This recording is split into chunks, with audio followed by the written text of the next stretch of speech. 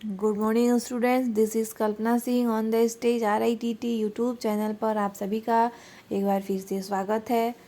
आप सभी हमारे यूट्यूब चैनल को लाइक, शेयर और सब्सक्राइब करिए। आज हम एक नया चैप्टर लेके आए हैं, नया टॉपिक है हमारा। देखिए, नई शिक्षा नीति।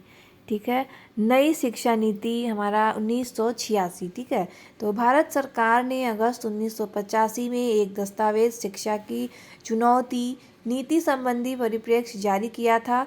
इस दस्तावेज को जारी करने का प्रमुख उद्देश्य शिक्षा नीति के संबंध में देशव्यापी विचार विमर्श को प्रोत्साहित करना था, जिससे कि नई शिक्षा नीति के निर्माण के लिए पर्याप्त आधार हो सके तथा समाज के विभिन्न वर्गों अपने विचारों, भागों तथा आवश्यकताओं के नई राष्ट्रीय शिक्षा नीति के निर्माण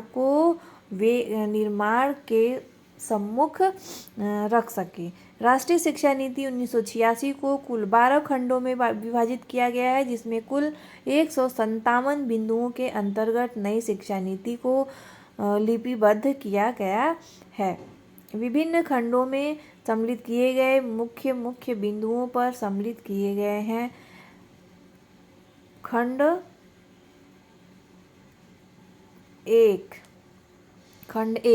तो पहले है प्रस्तावना।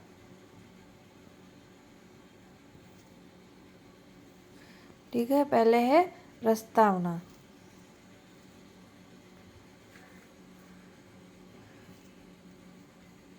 देखिए यहाँ पे, राष्ट्रीय आर्थिक एवं तकनीकी विकास के ऐसे दौर में पहुँच गया है कि जबकि उपलब्ध संसाधनों से अधिकतम लाभ उठाने तथा परिवर्तन का लाभ सभी वर्गों तक पहुँचाए जाने के लिए विशेष प्रयास किया जाना चाहिए। इस लक्ष्य को प्राप्त करने का मांग व शिक्षा है। इसी उद्देश्य को ध्यान में रखकर भारत सरकार ने जनवरी 1985 में नई राष्ट्रीय शिक्षा नीति की घोषणा की थी।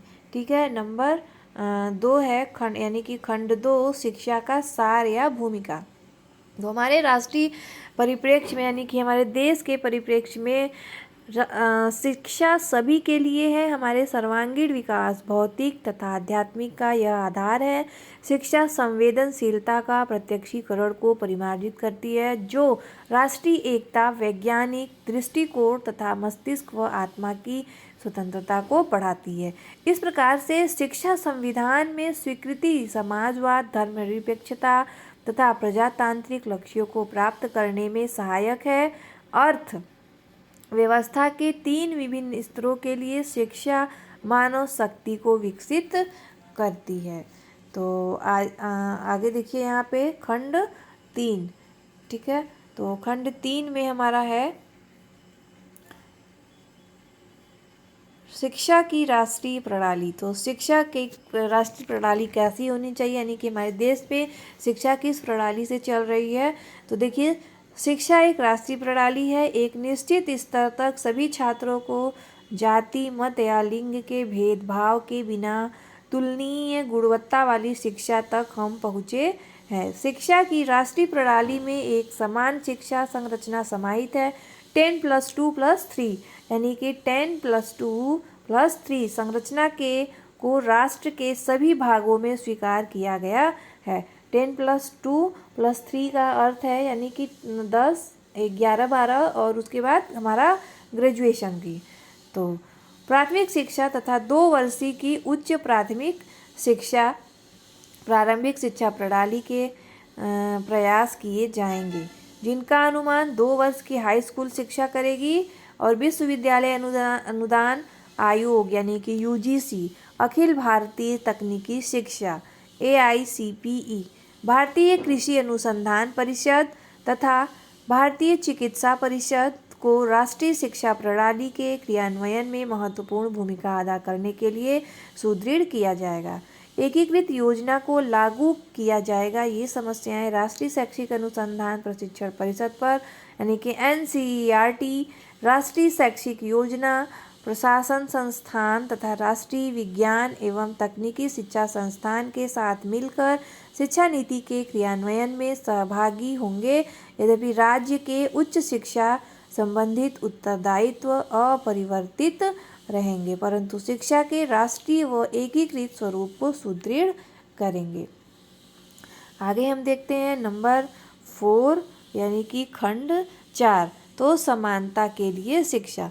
तो यह नई शिक्षा नीति में के असमानताओं को दूर करने तथा शैक्षिक अवसरों की समानता का विशेष ध्यान देगी। यानी कि महिलाओं की स्थिति के आधार पर आधारभूत परिवर्तन लाने के लिए शिक्षा का उपयोग किया जाएगा। स्त्री निरक्षरता तथा प्रारंभिक शिक्षा एक महिलाओं की पहुंच की मार्ग में आने वाली बाधाओं को दूर करने के कार्य को द्रुतगामी यानी कि प्राथमिकता दी जाएगी। अनुसूचित जातियों के लिए शैक्षिक विकास में मुख्य बात उनको मूल्य जातियों के प्रति समान लाना है, मूल जातियों के प्रति समान लाना है। इसके लिए प्रोत्साहन, पूर्व मैट्रिक छात्रवृत्ति योजना, लगातार सूक्ष्म योजना, अनुसूचित जातियों के अध्यापकों की नियुक्ति तथा अनुसूचित जाति क्षेत्रों में स्कूलों तथा प्रौढ़ शिक्षा केंद्रों की स्थापना आदि उपायों को किया जाएगा। शैक्षिक दृष्टि से पिछड़े सभी वर्गों व लोगों की विशेषता ग्रामीण क्षेत्रों में उपयुक्त प्रोत्साहन दिया जाएगा। पर्वतीय व रेगिस्तानी जिलों में, दूरवर्ती अगम्य क्षेत्रों तथा द्वीपों में शिक्षा संस्थाओं का वांछित जाल फैलाया जाएगा। सतत शिक्षा के लिए केंद्र स्थापित करके नियोक्ताओं, ट्रेड संघों व संबंधित सरकारी संस्थाओं के द्वारा मिलकर शिक्षा के द्वारा रेडियो, टेलीविज़न, फिल्म, जनसंचार के माध्यमों के उपयोग के द्वारा, दूरस्थ शिक्षा कार्यक्रम के द्वारा ग्रामीण क्षेत्रों में प्रौढ़ शिक्षा व सतत शिक्षा के लिए एक व्यापक कार्यक्रम को लागू किया जाएगा। यानी कि हर वर्ग, हर धर्म, हर जाति, हर लिंग के लिए शिक्षा का समान अवसर होना चाहिए। अब आगे देखते हैं हमारा खंड 5, ठीक है। तो पूर्व बाल्यावस्था यानी कि परिचर्या व शिक्षा। तो पोषण, स्वास्थ्य तथा सामाजिक, मानसिक, शारीरिक, नैतिक व संवेगात्मक विकास की दृष्टि से पूर्व बाल्यावस्था यानी कि हमारा शैशवावस्था का जो समय होता है उसमें बाल्यकाल परिचय तथा शिक्षा को उच्च प्राथमिकता दी जाएगी। इसे तथा संभव